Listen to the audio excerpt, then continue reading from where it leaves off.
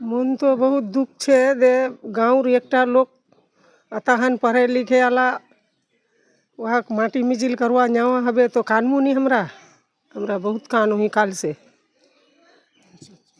खबरटा सुनई तो हमरा काना मुना करोई। তো হাফিজবাবু আমার যত জানা হাফিজবাবু ভালো মানুষ ছিলেন। আজকের দিনে আজ পৃথিবীতে আর নেই। তো তার জন্য অত্র এলাকার মানুষ তার সাথে আমিও শোকাহত। সোমবার ফুসফুসের রোগে কলকাতার এসএসকেএম হাসপাতালে প্রয়াত হয়েছেন রাজ্যের প্রাক্তন মন্ত্রী তথা কংগ্রেস নেতা হাফিজ আলম সৈরানী।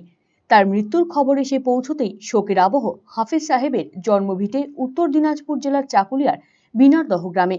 1960 সালে এই গ্রামেই জন্মেছিলেন তিনি। জমিদারি আভিজাত্য রক্তে থাকলেও আচারে তিনি ছিলেন অতি সাধারণ। পড়াশোনার পাঠ শেষ করে চাকুলিয়া হাই স্কুলে শিক্ষকতা শুরু করেন। দাতা রমজান আলীর আকস্মিক মৃত্যুর পর 1994 সালে উত্তর দিনাজপুর জেলার গোয়ালপুকুর আসনে ফরওয়ার্ড ব্লকের প্রার্থী হয়ে বিধানসভা উপনির্বাচনে জিতেছিলেন তিনি। বামফ্রন্ট মন্ত্রিসভায় ত্রাণ ও পুনর্বাসন মন্ত্রী হয়েছিলেন। 2022 সালে হাফিজ আলম এবং চাকুলিয়ার প্রাক্তন বিধায়ক তথা তার ভাইপো আলী ইমরান রমজ দুজনেই ফরওয়ার্ড ব্লক ছেড়ে কংগ্রেসে যোগদান করেছিলেন।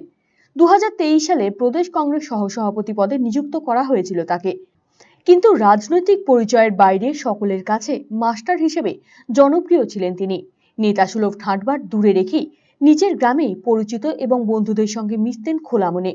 ফলে প্রিয়জনকে হারিয়ে চোখে জল সুহৃদদের। उसका शौक प्रकट मनाते हैं।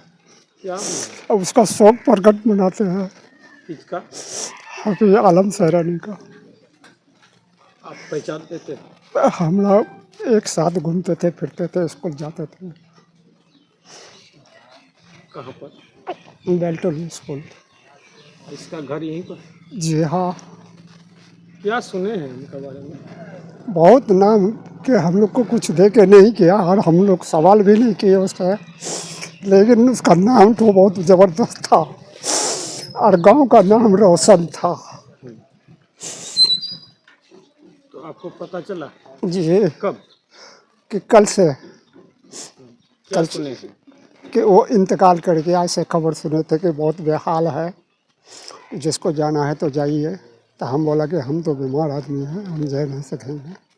4 बजे के बाद सुने, उस टाइम तो दिल रोता पिता है। आपका घर कहाँ है? बिनारदा, आज से बिनारदा का नाम मिट गया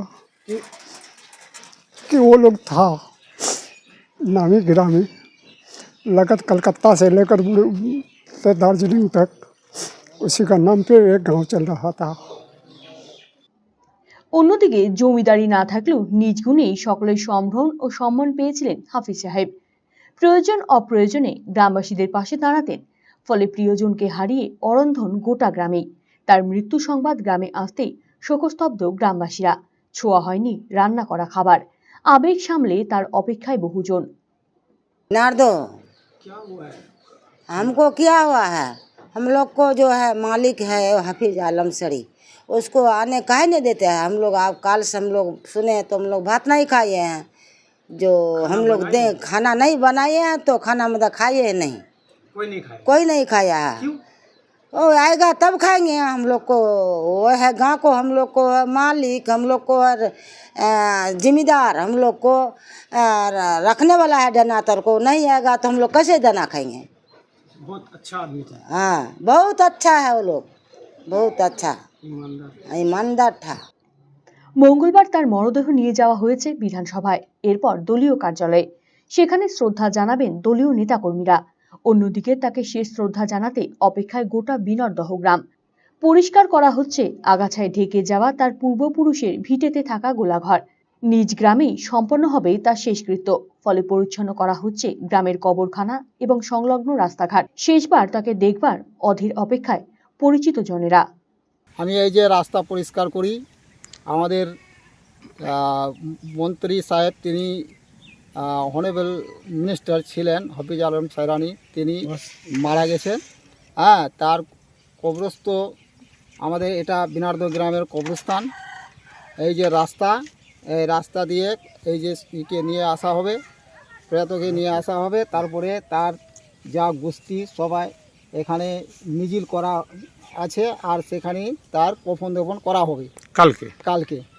হ্যাঁ, আপনি সেটাই দেখাশোনা তারই জন্য আমরা এটা দেখাশোনা করতে আসলাম, রাস্তাটা যেন ক্লিয়ার থাকে আর লোকজনের যেন অসুবিধা পরিবারের না সব হয়। RCTV সংবাদ, চাকুলিয়া।